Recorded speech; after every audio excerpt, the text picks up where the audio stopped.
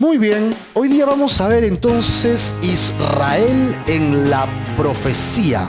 Yo le he llamado la serie El final de los tiempos. El final de los tiempos, ¿ok? Vamos a ver esto en dos partes. Vamos a ver a Israel y luego las señales de los últimos tiempos para la iglesia. Así que hoy día básicamente vamos a hablar de Israel, ¿ok? Israel. Todos saben que el 14 de mayo de 1948 se proclamó el establecimiento del Estado de Israel, ¿ok? Recuerdan ustedes, Ben Gurión dio esta información pública, se hizo realidad e Israel volvió a aparecer en escena nuevamente. Ustedes recuerdan que Dios le dijo a Abraham que le daría la tierra prometida. Hemos estudiado el libro de Números y hemos visto cómo ellos están llegando a la tierra prometida. Ellos finalmente conquistan o no la tierra prometida. Claro que la conquistan, van avasallando por la tierra prometida, ¿sí? Pero luego el imperio se divide en dos, ¿no? El hijo de Salomón divide el imperio en dos partes. El reino del norte, el reino del sur. Y finalmente estos dos reinos son conquistados por imperios babilónicos y medopersas. Y son esparcidos por todo el mundo. Después de 70 años, los descendientes de la tribu de Judá pueden regresar a su territorio, al reino del sur, repatriados y volver a construir el templo. La alegría no les dura solo hasta que llegan los romanos, que en el año 70, ¿qué hicieron? Destruyeron Jerusalén, totalmente. Y a partir de allí vinieron los otomanos, los árabes, una serie de reinos uno tras otro, y Israel desapareció como nación totalmente. Todo el mundo decía, Israel ya fue. Es imposible que una nación vuelva a resurgir. ¿Qué? Imagínate, ¿no? Son aplacados, asesinados, expatriados, ¿no? Llevados por todas partes del mundo. Es imposible que vuelvan a surgir. Segunda Guerra Mundial, el loco de... ¿Cómo se llamaba el loco? Hitler. Todo el mundo lo conoce a Hitler, ¿no? Con sus bigotitos, que parecía Chaplin. ¿Y él qué cosa quería con los judíos? Exterminarlos. Así que en su conquista mundial, ¿no? Que decía, hoy conquistaremos el mundo.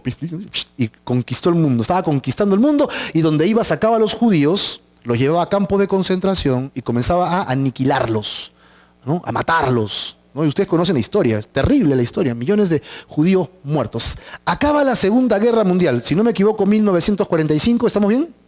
1945 acaba la Segunda Guerra Mundial. Todos los judíos que sobreviven, ¿ok?, quieren regresar a sus tierras, a sus casas, a Francia, Italia, Europa, a todas partes. Y cuando están regresando, sus casas, sus propiedades, ya la habían tomado la gente de los lugares. Y veían que venían los judíos y los mataban, los apedreaban, los botaban, porque ya se habían apropiado de sus cosas. Ellos regresan a los campos de concentración, sin patria, sin nada. Y los abuelos les decían, pero nosotros tenemos una nación. Dios nos dio una nación. Nosotros tenemos una casa. Ustedes luchen por su casa. Ben Gurión, David, comienza a luchar, ¿no?, con esto y comienza a pedir a las Naciones Unidas, ¿qué cosa? Que le regresen una patria, que le den una porción allí en Palestina. Hacen la votación a nivel mundial y salen favorecidos. 1948, 14 de mayo, Israel vuelve a ser nación después del año 70 después de Cristo. ¿Eso no es un milagro? Todos los que hemos vivido en esta generación somos testigos de una profecía cumplida. Tú eres testigo de que la palabra de Dios es verdad. Porque no puedes negar que Israel es nación ahorita. Es imposible que hubiera sucedido. Se cumplió. Literalmente, Israel es una nación. ¿Amén o no? ¿Sí? Ese es el poder de Dios. Donde nadie pensaba que podía suceder, sucedió. Pero esta historia de estas profecías se remontan aquí.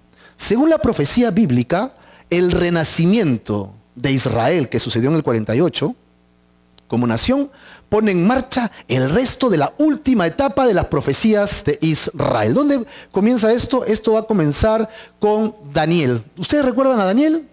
Daniel en el foso de los leones, ¿recuerdan o no? Ya, ese Daniel estamos hablando, ¿yo?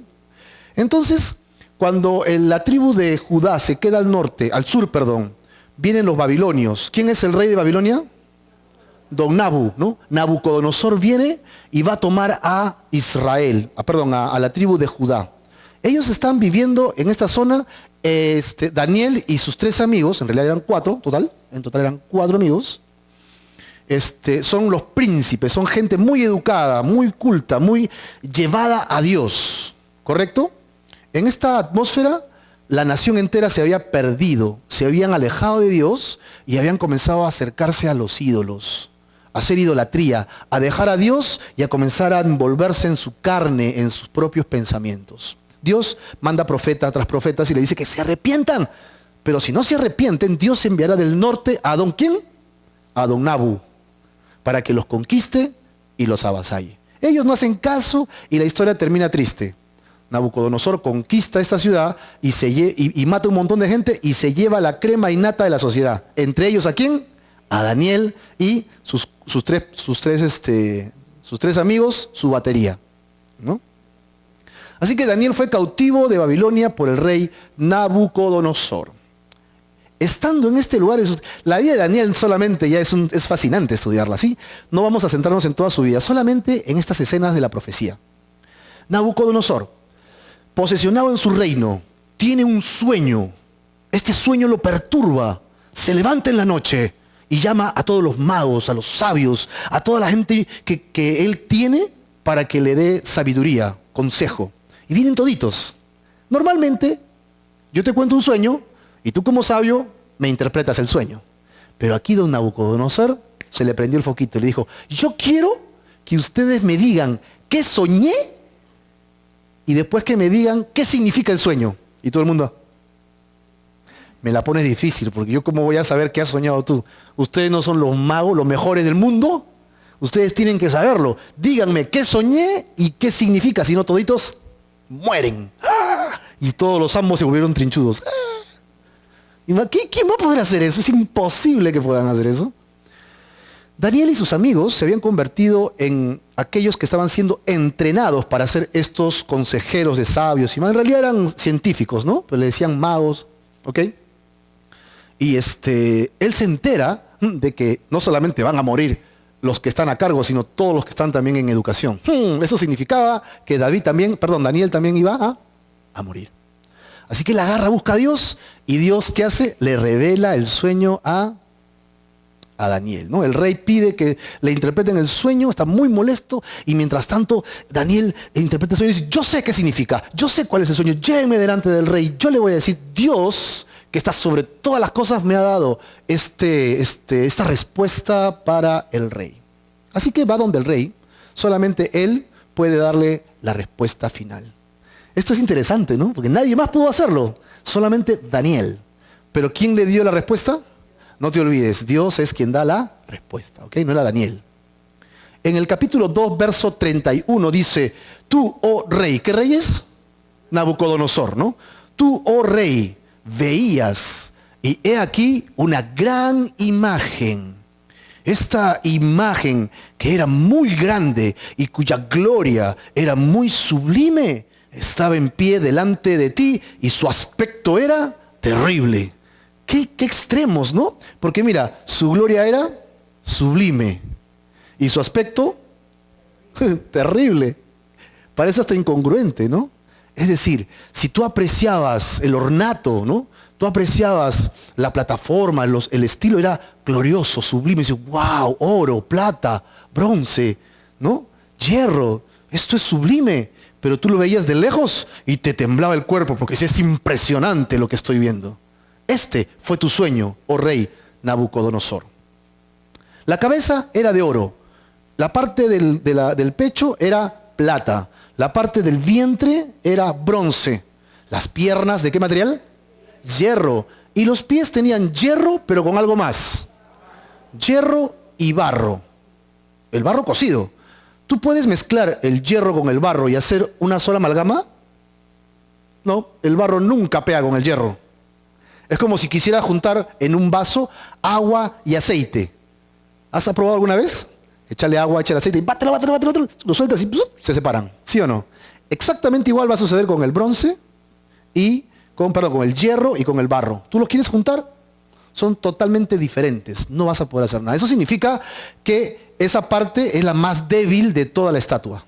Porque el oro es firme, la plata es fuerte, el bronce es maleable, el hierro es dúctil, pero el barro no es nada. Qué curioso, ¿no? Dice que Dios hizo al hombre ¿de qué? Del barro. Así que tú y yo somos puro barro. ¿Qué significaba este sueño? Porque eso es lo que él soñó, ¿sí? Pero luego el significado, la interpretación. Y la interpretación es esta. Él le dice al rey, Dios te ha dado la revelación de los últimos tiempos. Cada una de las partes de esta estatua es un imperio que gobernará el mundo. Y cuando llegue el último imperio, el mundo se acabará. Esa es la interpretación de este sueño. ¿Cuántos imperios tienen que haber según esta estatua? 1 de oro, 2 de plata, 3 de bronce, 4 de hierro y 5, la combinación del hierro con el barro cocido. 5 imperios. Si estos 5 imperios existen, el fin de los tiempos ya llegó. ¿Qué te parece? ¿Será verdad? Bueno, ¿quiénes son estos imperios? Y él le dice, la cabeza de oro eres tú. Majestuoso, ¿no? Nabucodonosor se convirtió en el único rey realmente como imperialista. Él era el rey. Él decía algo y su palabra era ley. Los siguientes reinos estaban divididos por coaliciones, por pactos. Entonces no eran tan fuertes como Nabucodonosor. Así que la cabeza de oro significaba este liderazgo de los 5 imperios. Luego, después de Babilonia, vinieron los medopersas. ¿Recuerdan a los medopersas? Después de los medopersas vino a Alejandro el Grande. ¿Recuerdan? Alejandro el Grande a los 33 años se murió, ¿no? Conquistó el mundo y se murió. ¿Sí? Con los griegos. Luego, ¿quiénes vinieron? Los romanos. Es interesante que cada aspecto tiene algo fuerte, ¿no? El oro de la pureza del poder, la plata, como los medopersas con toda su información, Grecia, que se caracterizaba justamente en la parte del vientre por ser muy hedonista, muy amadores de sí mismo, de sus cuerpos, ¿no? Dice, ¿qué tal pinta de griego que tienes? ¿Has escuchado esa frase o no? De perfil de griego. ¿Por qué? Porque los griegos siempre buscaban la belleza externa, buscaban la parte epidérmica, ¿no? Sentir cosas. Ellos, pues, comían porque, como los peruanos, ¿no? Me gusta comer rico. Somos medio griegos entonces, ¿no? Y comían. Y como querían seguir comiendo, tenían una fuente para el vómito. Vomitaban y regresaban y seguían comiendo. Entonces, esta parte es muy significativa que sea el vientre, ¿no? Bronce, Grecia. Luego, Roma. Es interesante que la parte de esta estatua sea las piernas, porque la característica de los romanos eran sus ejércitos, que caminaban organizadamente y conquistaban el mundo. Nadie podía contra la técnica de guerra de los griegos, que estaba basado en ejércitos que andaban en grupos y caminaban. Así que con sus piernas conquistaron todo el mundo conocido. ¿Sí? Roma. Luego vemos que el último imperio es un débil intento por revivir al imperio romano. ¿Cómo así? Los pies tienen algo en las puntitas que se llaman yemas. Sí, yo sé que se llaman yemas. Uñas. Pero tiene algo que se llaman dedos, ¿no? Sí. Todos tenemos eso, ¿no? ¿Verdad? Sí. Tenemos acá en la punta de los pies dedos. Es interesante porque ¿cuántos dedos normalmente tiene un pie? Un pie. Ah, ya, gracias. 5 más el otro pie serían 10 dedos. ¿Por qué estamos hablando de dedos? Porque es parte del sueño. Tenían 10 dedos. ¿Ok? Y es muy significativo que va a tener que existir. Para que este último imperio exista, tendrá que haber 10 reinos. Eso es lo que está diciendo la profecía. 10 reinos. El último imperio va a ser una coalición de ¿cuántos reinos? 10 reinos. Ahí están los pies. Por eso es que nunca van a llegar a una buena conclusión. Va a ser muy débil ese último imperio. ¿Ok? Ese último imperio. Así que se nos dice que los 10 dedos representarán ¿qué? 10 reyes que se unirán con poder. Nos falta ese reino, ¿no? Porque ya vinieron los babilónicos, vinieron los medopersas, vinieron los griegos y los romanos también. Ya hemos visto 4 imperios. Nuestra historia nos muestra que esto se cumplió literalmente. Otra vez, ante tus ojos, en nuestra historia, tienes profecía cumplida. Solo tienes que abrir tu libro de Pons Muso, ¿no? No, Pons Muso, Historia Universal, ¿no? Y vas a encontrar profecía literalmente cumplida.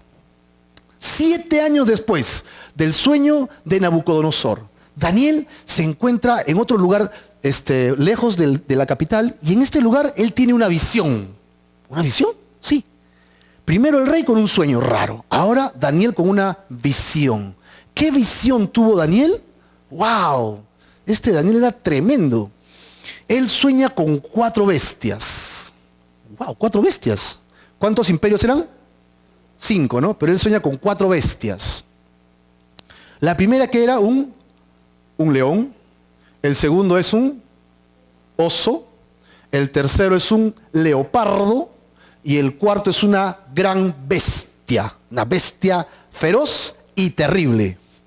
¿Qué significaban estas 4 escenas en su visión, ¿no? ¿Recuerdan ustedes nuestra esfinge?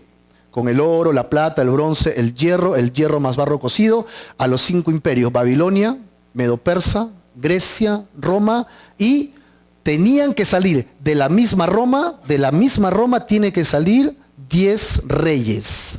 10 reyes. Veamos pues. El león es aquí el rey, ¿ok? Que se movía tan rápido que parecía que volaba. Y tenemos la primera bestia descifrada. ¿Quién es? Babilonia. La segunda era un oso. Un oso con 3 costillas en sus fauces, que significaba los 3 puntos más importantes de los medopersas en su imperio de conquista. Luego tenemos la siguiente bestia. ¿Quién recuerda cuál era la siguiente? El leopardo, ¿no? El leopardo tiene ¿cuántas cabezas? ¿7? No, 4 cabecitas. Tiene 4 cabecitas y alas, ¿sí? Y está hablando de los griegos. Su velocidad, su ferocidad con la que conquistaron todo, hizo que incluso no pudiera sobrevivir su rey, y el imperio se dividió en ¿cuántas partes? En 4 partes, ¿no? Ustedes saben que Grecia se dividió en 4 partes finalmente, ¿no? Los Ptolomeos. Luego tenemos nosotros el siguiente imperio. ¿Cuál es? Roma. Y a Roma le queda la bestia, la gran bestia, ¿no? Es una bestia. Y esta bestia tenía ¿cuántos cuernos? Tenía 10 cuernos. ¡Ajá! ¿Cuántos pies tenía el efigie? 10. Y es que de la misma Roma saldrían los 10 reyes. Y de la misma bestia saldrán los 10 cuernos. Es exactamente lo mismo. El sueño del rey y la visión de Daniel tienen la misma interpretación. 4 reinos. Y del último reino, ¿ok? Un débil intento de que vuelvan a ser Roma, pero en una coalición de 10 reyes. ¿Sí? Eso todavía no se ha dado, ¿no? Todavía no existe un imperio así, ¿verdad? Pero ya falta poco. ¿De dónde sacamos eso? Si los 10 dedos y los 10 cuernos son 10 reinos, ¿de dónde saldrán esos reinos? ¿De Roma? Pero si Roma ya no tiene poder. Pero es interesante que existe el Tratado de Roma. ¿Has escuchado eso o no? El Tratado de Roma. Que son países que tienen la influencia del sistema de Roma, ¿ok? Y están uniéndose con tratados económicos. Y desean formar los Estados Unidos, no de Norteamérica, sino los Estados Unidos de Europa. O una versión mucho más poderosa de lo que conocemos como la Comunidad Económica Europea. Tienen que ser países europeos. Perú no puede ser, porque Perú no sale de Roma. ¿Sí? No puede ser Chile, no puede ser Norteamérica, no puede ser México, no puede ser Candangdún, no puede ser ningún otro país. Solamente países actuales que hayan sido influenciados, que su crecimiento haya venido de Roma. Y este Tratado de Roma está integrando estos países. Es interesante, ¿no? ¿Te das cuenta que ante nuestros propios ojos se está organizando el último poder del mundo? Por ahí se escucha que hay un poder detrás de la política, ¿no? Hay un poder más grande que gobierna el mundo. y que justamente se han dividido el mundo en 10 partes. ¿Han escuchado eso o no? Se han dividido el mundo en 10 partes porque quieren gobernar el mundo económicamente a través de su poder. Esto ya está en las redes sociales. Tú lo puedes ver en cualquier momento. Ahora, esta unión tiene una moneda. Y ustedes conocen esta moneda, es el euro. El euro es más fuerte que la moneda norteamericana. A pesar de que Europa está en crisis, Estados Unidos está cayendo en declive total. El mismo nuevo presidente dice, volveremos a ser lo que fuimos, porque ya no son lo que eran. Estados Unidos está de capa caída. Estados Unidos sigue siendo poderoso porque tiene la maquinaria andando, pero está endeudada totalmente. Endeudada totalmente. O sea, él sigue siendo poderoso porque tiene los préstamos altos. Pero si le cierran los préstamos, está en la ruina total Estados Unidos. Así que vemos delante de nosotros que ya se está orquestando, se está organizando en Europa lo que la profecía dijo. La profecía dijo que iban a venir 4 primeros imperios. Pregunta, ¿existió Babilonia de verdad? Ok, tú lo sabes, ¿no? Eso no te lo estoy contando yo. ¿Existieron los medopersas con Ciro el Grande, sí o no? Pero por supuesto es historia. Vino Alejandro el Grande y realmente conquistó el mundo y murió. Alejandro con los griegos. Claro, nuestro lenguaje, muchas de nuestras palabras vienen de él, de su cultura. ¿No? Vino Roma y todo el mundo sabe que Roma existió. Cuando vino Roma, tomó la cultura griega y la esparció por todo el mundo, le llamaron el helenismo. Y toda la cultura, las bases que tenemos de nuestro lenguaje están basados en el griego y también en el árabe. Por ejemplo, ojalá es del árabe, ¿no? Alá. Escuchen esto. Daniel capítulo 2, verso 44. Y en los días de estos reyes, el Dios del cielo levantará un reino que no será jamás destruido, ni será el reino dejado a otro pueblo. Dice, desmenuzará y consumirá a todos estos reinos. Pero Él, la promesa, permanecerá para siempre.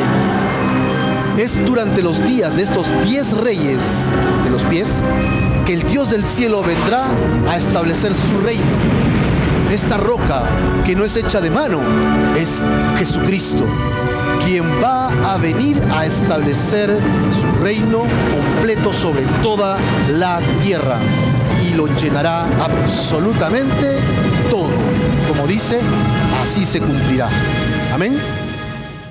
Tenemos que esta roca, que no es cortada de ningún otro lugar, dice que Dios la mandará del cielo y destruirá todo el imperio, toda la política, todo el sistema de este mundo. Quiero aclarar algo. El fin de los tiempos no es la destrucción del planeta.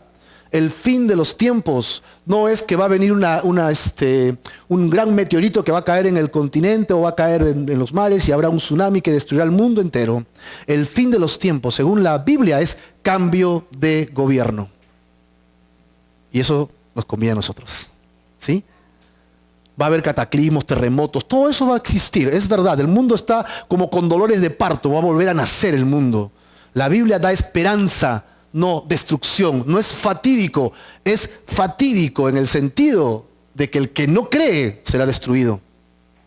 Pero para los que creemos tenemos la promesa de que el cambio de gobierno nos favorecerá, porque el que gobernará, ¿quién es? Jesucristo.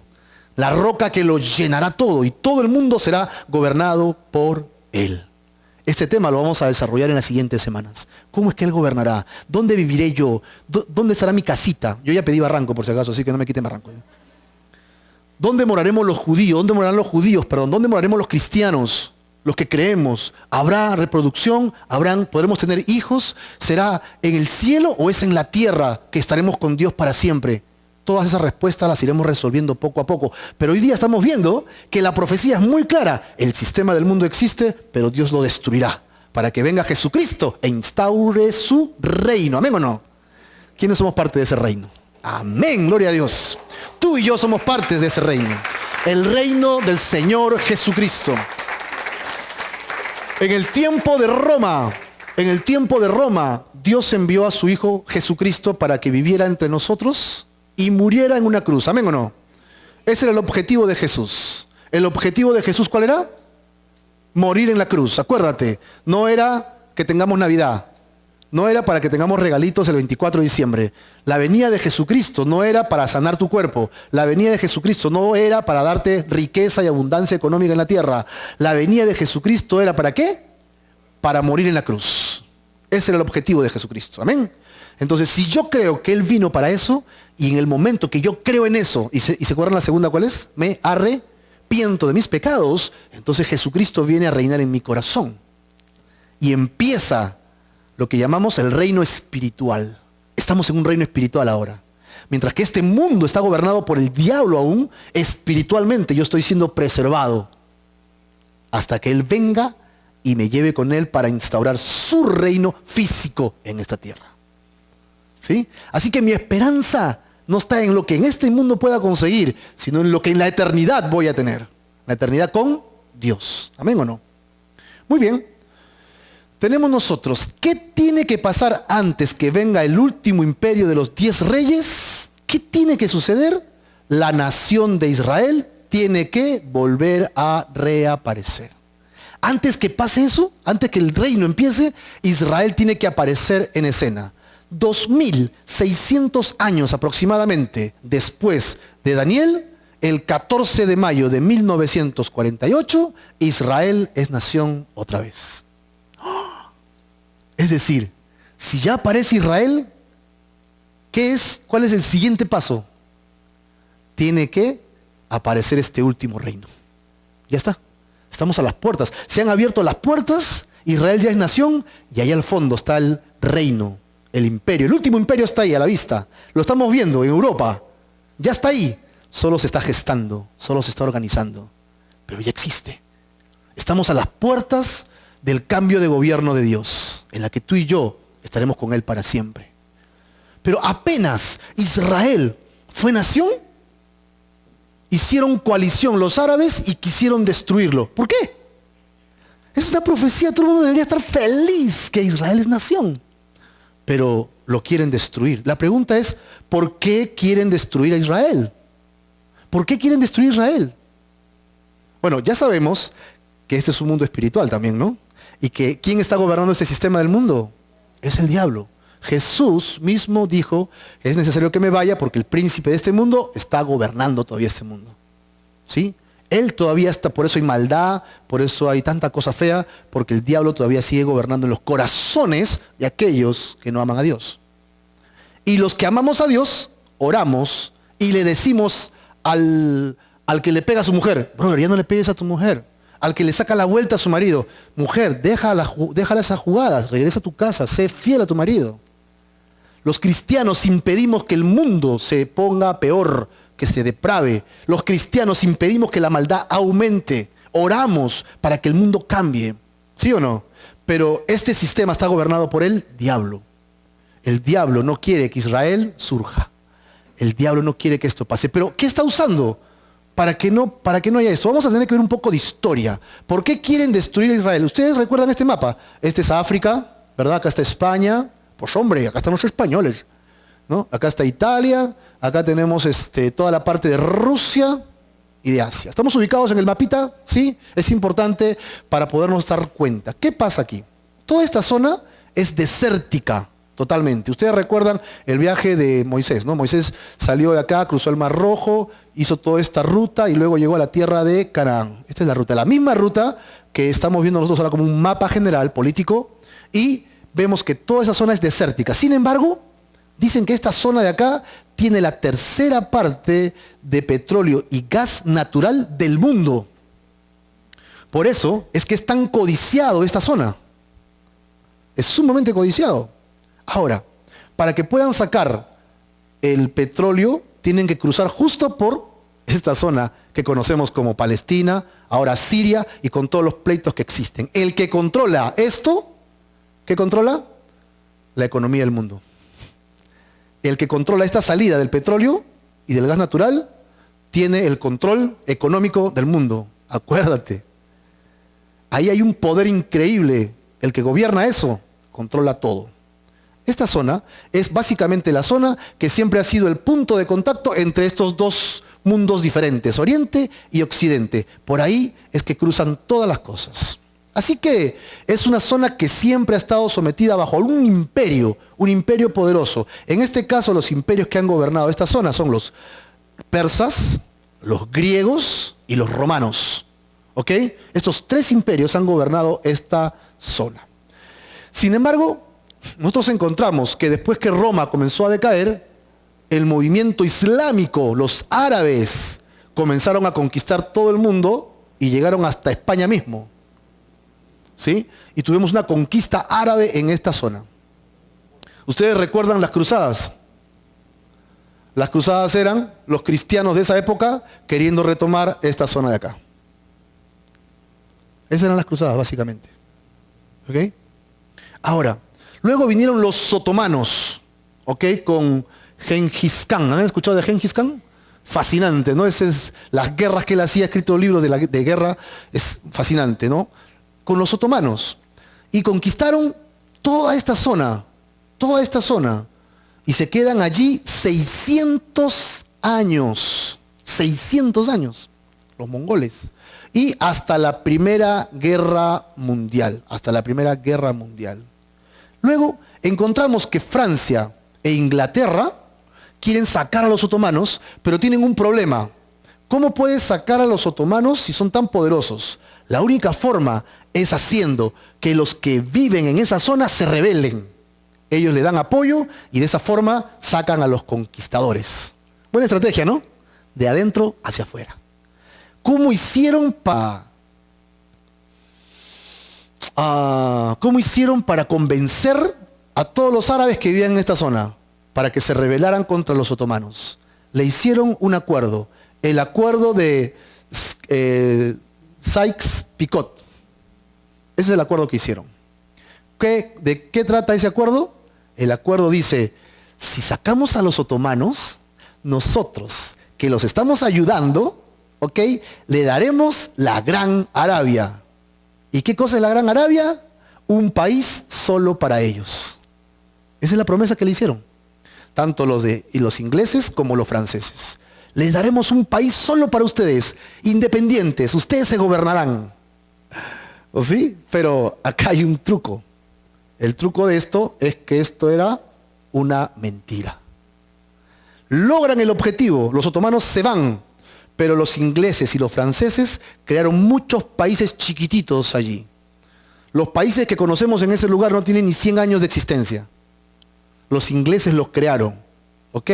Siria, Irak, Jordania, Palestina son creados por tanto Francia, Inglaterra. Por ejemplo, Irak, Jordania y Palestina gobernados por los ingleses. Siria gobernado por los franceses. Y el control del petróleo para que pueda salir por acá lo tenía Siria. Esto ocasionó muchos problemas beligerantes en esta zona, ¿no? de guerra. Acaba la Segunda Guerra Mundial, estos dos países, Inglaterra y Francia, tienen que abandonar sus colonias y dejarlos libres para que tomen sus decisiones. Pero antes de eso, pasa algo increíble. Dejan a Israel como nación. ¿Recuerdan? Ellos estaban siendo perseguidos, entonces apelan a la comunidad internacional y la comunidad internacional le dice, ok, Francia, Inglaterra, por favor, denle ese pedacito a los hebreos, a los judíos. 1948, Israel vuelve a ser nación, todos se van, Israel se queda aquí. ¡Ajá! ¿Dónde se queda? Justo al sur del Cañito. ¿Rodeado de quién? De todos los árabes que nunca le cumplieron su promesa. ¿Cuál fue su promesa? Un solo país. Un solo país. Así que, ¿qué crees que hicieron? ¿Qué crees que quieren hacer ellos? ¡Claro! Este era mío, me prometieron esta casa y cuando todos se van, me mandan al vecino que vive en Chincha y le dan la mitad. ¿Qué cosa? Sé que yo saco mis armas y lo voy a sacar al... ¿Cómo se mete aquí? Pues eso es lo que estaba pasando. Los árabes, todos los árabes dijeron, es imposible que Israel vuelva a ser nación. Esa parte de Palestina nos corresponde a nosotros. Nos prometieron que sería para nosotros y antes que se vayan, nos los dejan enquistados en nuestra casa. Así que vamos a hacerle guerra a Israel. Qué loco, ¿no? Tiene mucho sentido. Tenemos que según el apoyo internacional de octubre del 2015, Siria tiene de coalición 3 países: Rusia, China e Irán.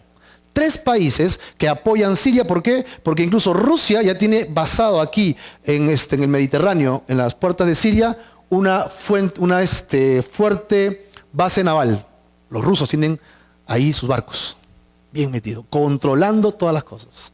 ¿Sí? ¿Y a Israel quién lo apoya? ¿No?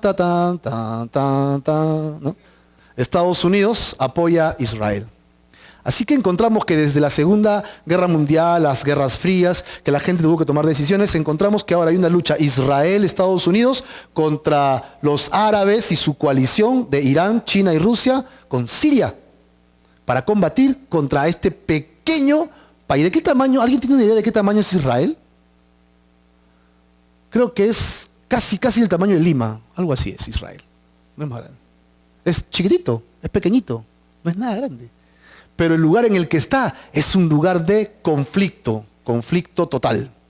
Viendo esto, en el 48, el mismo año en que fue creado como nación, tuvo la primera guerra árabe-israelí. En el 59, ¿no? La crisis de Suez, en el año de 1967. Todos recuerdan la guerra de los 6 días. Toda la coalición vino contra ellos, la coalición árabe vinieron contra ellos y en 6 días Israel los venció. Es un milagro de Dios. Todo el mundo dice, es la actual David y Goliat. Imagínate, millones contra Israel. Israel en 6 días los devastó toditos. Y la última, que es conocida, es la guerra del Kippur o del Yom Kippur, porque los árabes aprovecharon la fiesta judía para agarrarlos desprevenidos. Pero igualmente Dios los defendió, Dios los protegió, incluso les dio el Sinaí, que para guardar la paz se lo devolvieron a los árabes que vivían en el África, pero otra vez le volvieron a hacer guerra, porque ellos quieren sacar a Israel. Israel para los árabes es Satán y Estados Unidos la gran Satán. Tienen que aniquilarlos para sus conceptos, ¿ok? Ahora, en esta guerra del Kippur, los sirios y los egipcios habían iniciado lo que querían que fuera la guerra de exterminio o de exterminación. Deshacer totalmente Israel, la población, quemarla, matarla, no dejar a nadie vivo, a nadie, sacarlos totalmente. Esto es increíble, ¿no? Porque Dios protege a los hebreos, ¿amén o no? Son su pueblo, es su nación, aún a pesar de que no vienen al Mesías. Son su nación, Él los protege.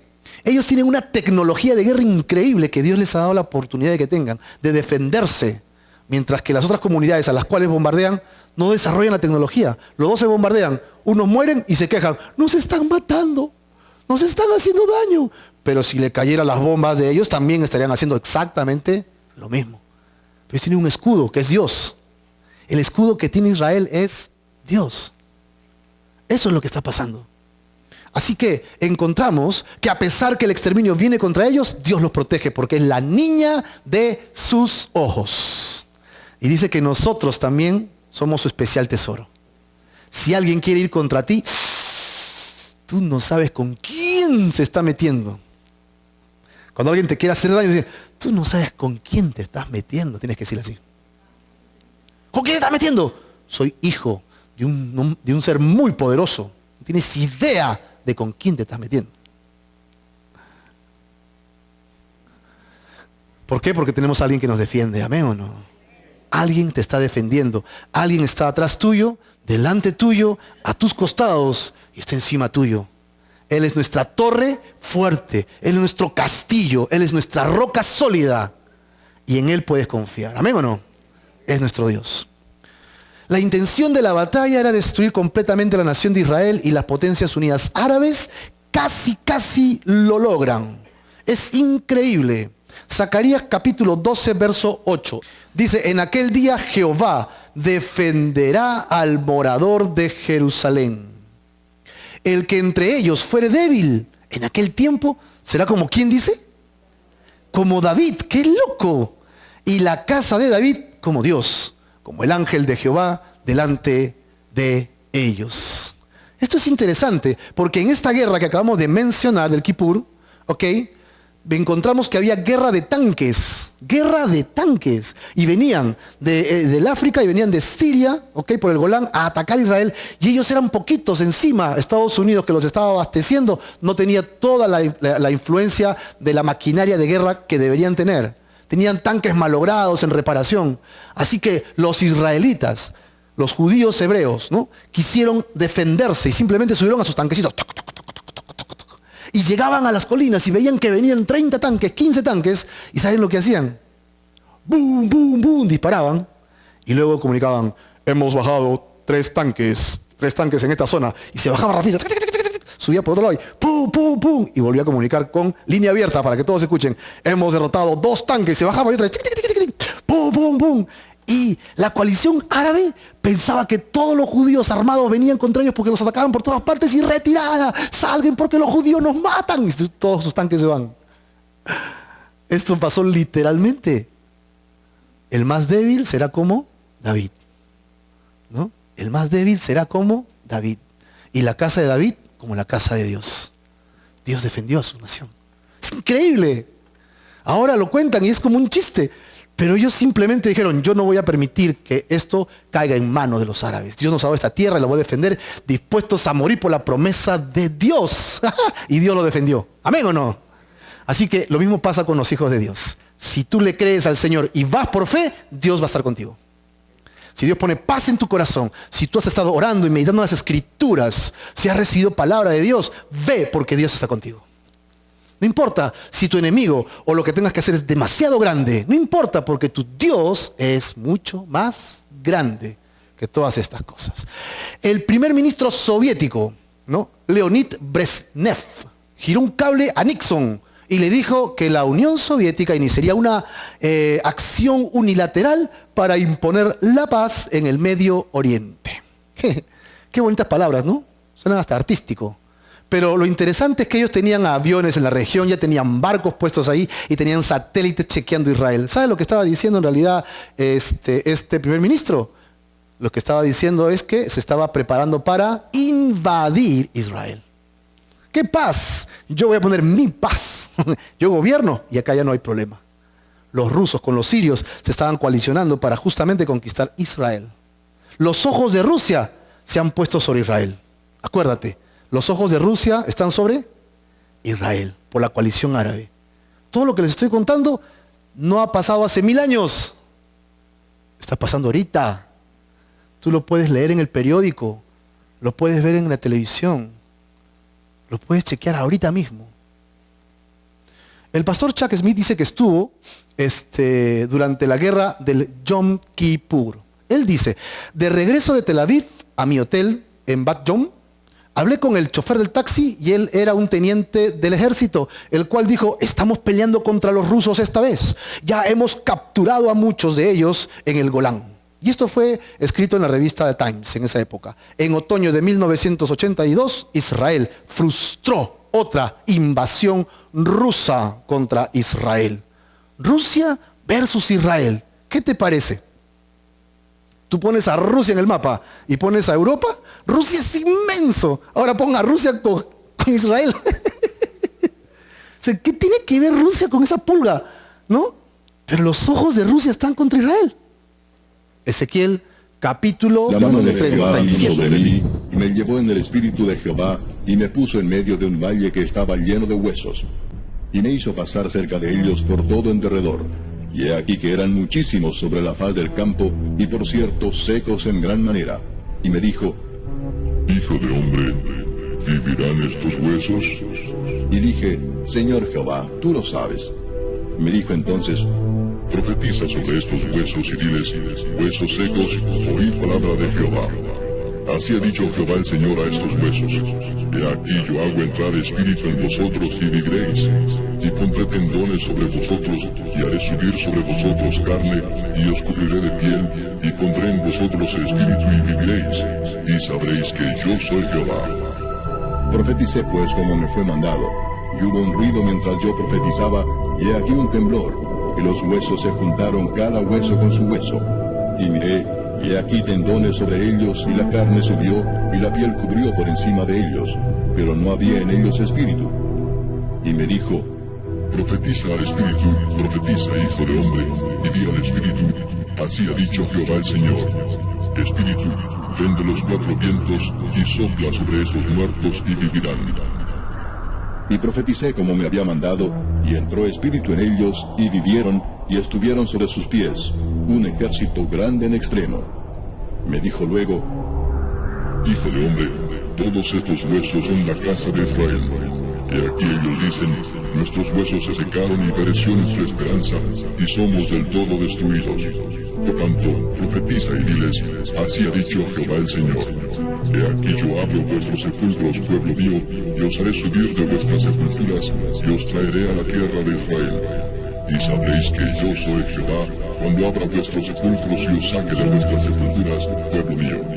Y pondré mi espíritu en vosotros, y viviréis, y os haré reposar sobre vuestra tierra. Y sabréis que yo, Jehová, hablé y lo hice, dice Jehová. Ezequiel capítulo 37 está diciendo que Israel estaba muerto. ¿Y sus huesos cómo estaban? Secos. ¿Y cuál es el milagro? Que lo revive. Es lo que ha pasado en la historia. Israel está muerto.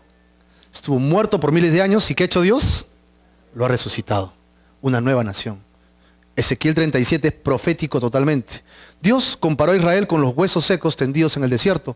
Después de 2000 años de exilio, Dios juntará esos huesos y los cubrirá con músculos y tendones y carne. Y soplará vida en ellos otra vez y los regresará a su tierra. Capítulo 38 de Ezequiel. Cuando estén restaurados en su tierra y morando en paz, dice, cuando Israel otra vez regresa a Israel. ¿Cuándo sucedió esto? 1948, ¿correcto? Un pensamiento maligno estará en la mente del líder de Magog. ¿Quién es Magog? Y Magog se puede traducir como la tapa de la tierra. Es como se traduce Magog. Los que están arriba, los que viven arriba. ¿Y quiénes son los que viven arriba? Los rusos.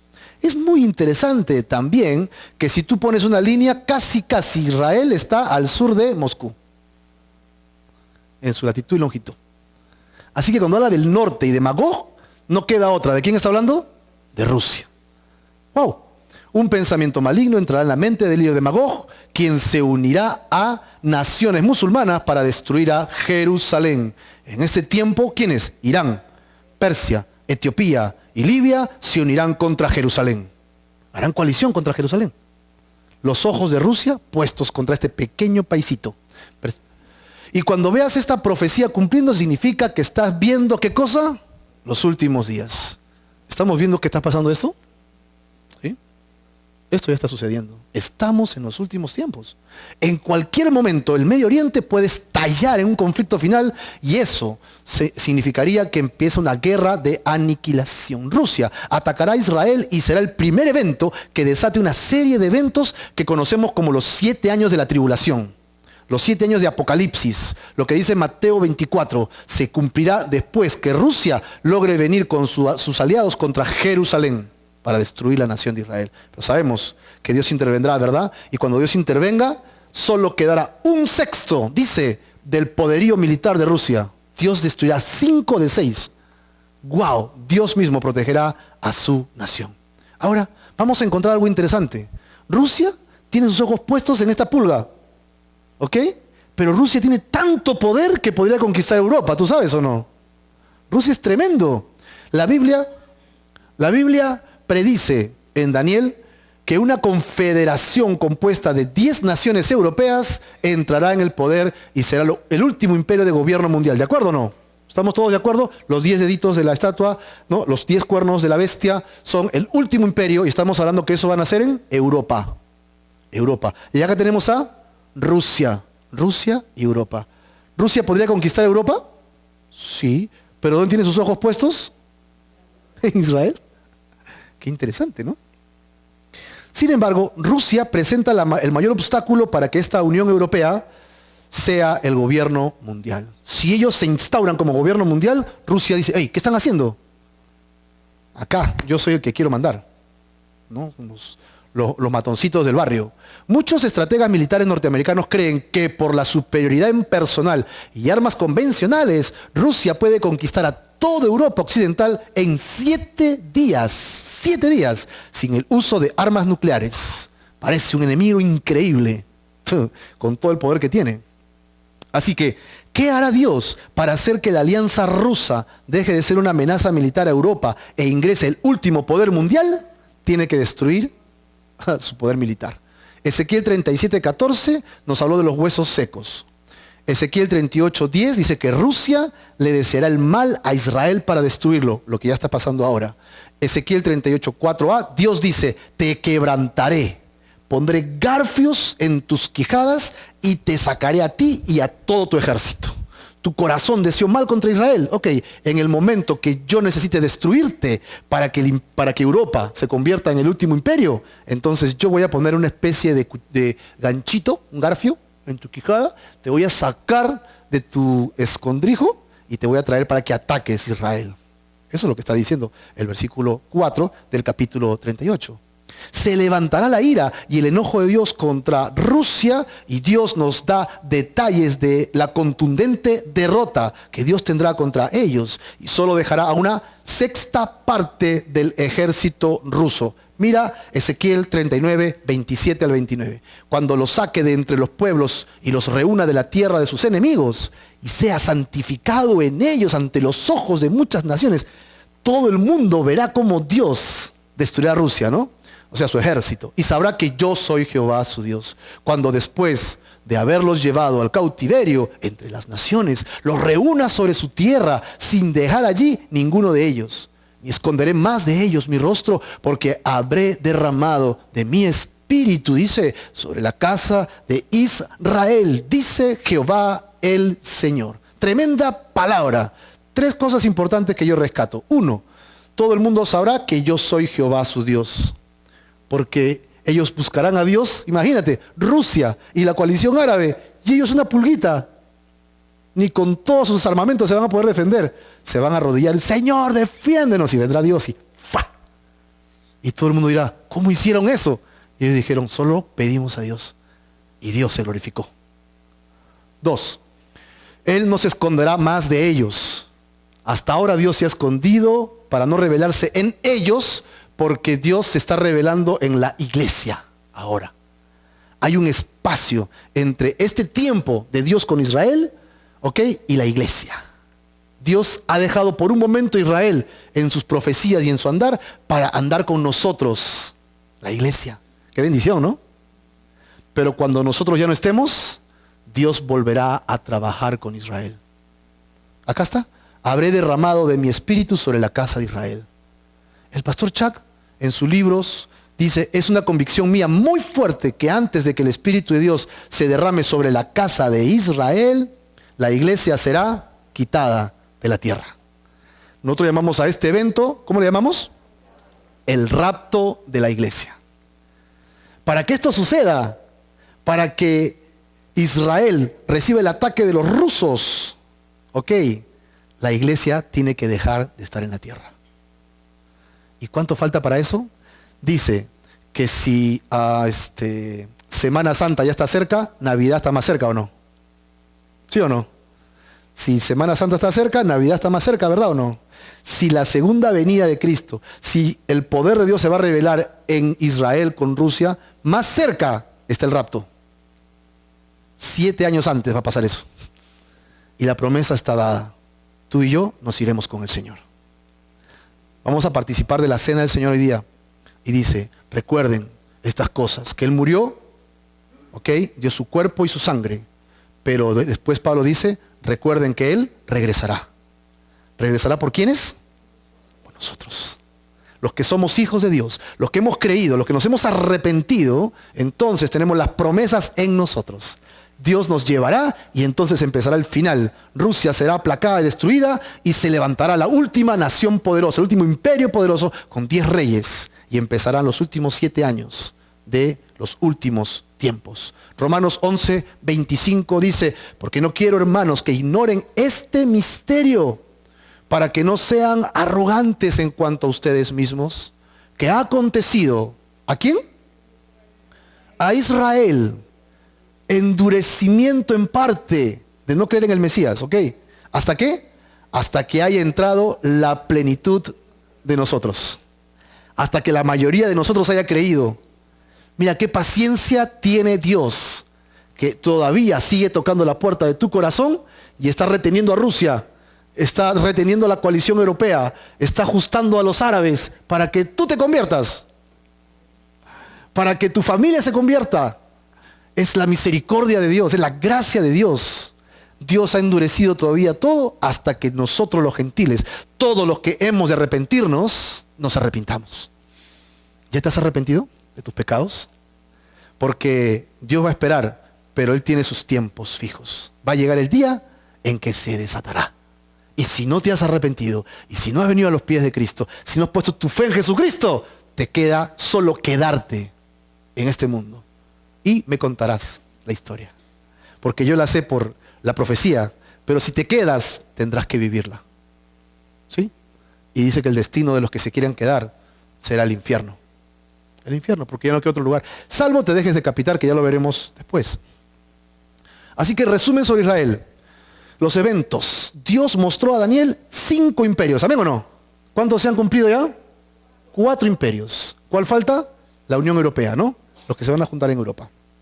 Falta el último imperio conformado por 10 reinos que deben nacer de la antigua Roma. Han pasado 2000 años desde Roma en que vino ¿quién? Jesucristo, el judío, a instaurar un reino, pero ¿cómo es?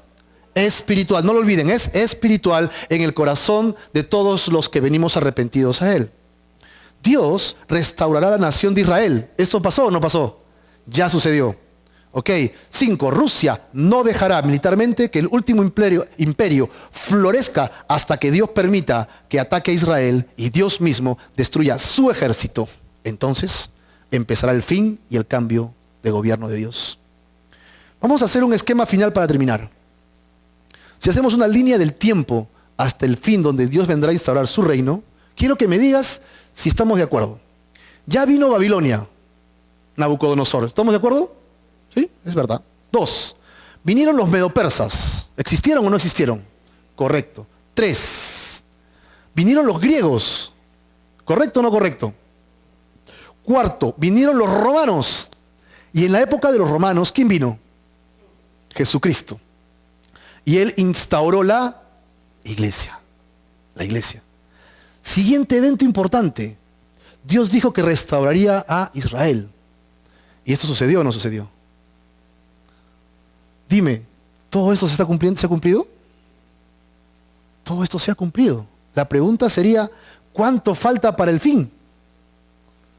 ¿Cuánto falta para el fin? En realidad no falta nada. Todo está listo. Todo está armado. Todo está armado. Solamente faltaría que Dios envíe a su Hijo para que nos lleve con Él. Y entonces Rusia atacará a Israel. Y cuando suceda eso, Dios intervendrá, destruirá a la quinta parte del poderío ruso, y entonces Europa se sentirá libre de ser imperio.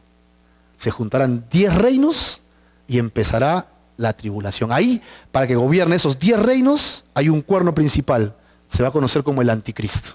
Ese es el anticristo, que gobernará 7 años. ¿Qué pasará allí? ¿Cómo sucederá eso? Lo vamos a ir desarrollando en las próximas sesiones que tendremos en nuestro estudio. Estamos entonces en los últimos días en que la iglesia está dando sus últimos suspiros, porque la iglesia ya se va pronto con el Señor Jesucristo en los aires. La próxima semana veremos señales de los últimos días. ¿Amén o no? Señales de los últimos días. No te la pierdas. Va a ser un tiempo fascinante en las Escrituras y en la profecía del Señor. Vamos a orar. Señor, queremos agradecerte